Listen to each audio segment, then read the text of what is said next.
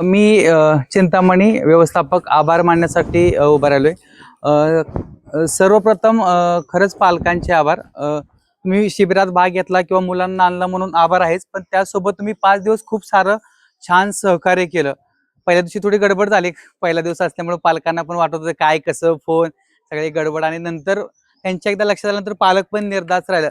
हे खूप महत्त्वाचं आहे. पालकांनी विश्वास टाकणं आणि जर तुमचा पूर्ण विश्वास असेल तर आम्ही इकडे खूप छान चांगला काम करू शकतो.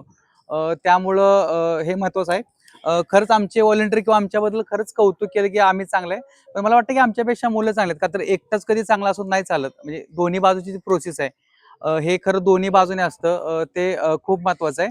आणि शिक्षणाबरोबर तुम्ही त्यांच्या आयुष्यामध्ये चांगला एक वेगळा अनुभव देताय.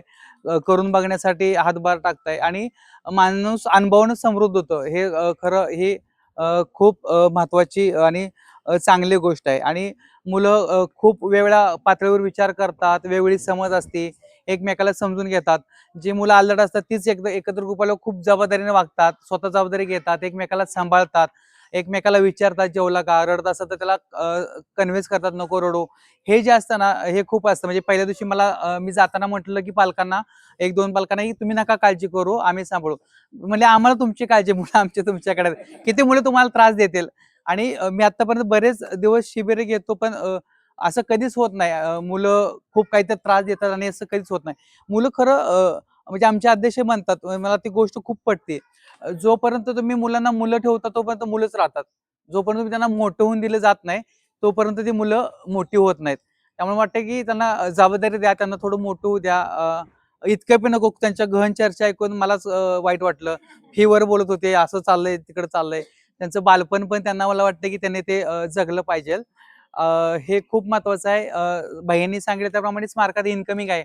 आउट गोईंग कधीच नाही. तुम्ही आता स्मारकाचे झाला. जसं सांगितलं मी तसं आव्हान करेल की तुम्ही तुमच्या वेळ वस्तू स्वरूपात CSR असेल, काही असेल तर तुम्ही मला सांगा, लेटर असेल, देणगी स्वरूपात तुम्ही देऊ शकता.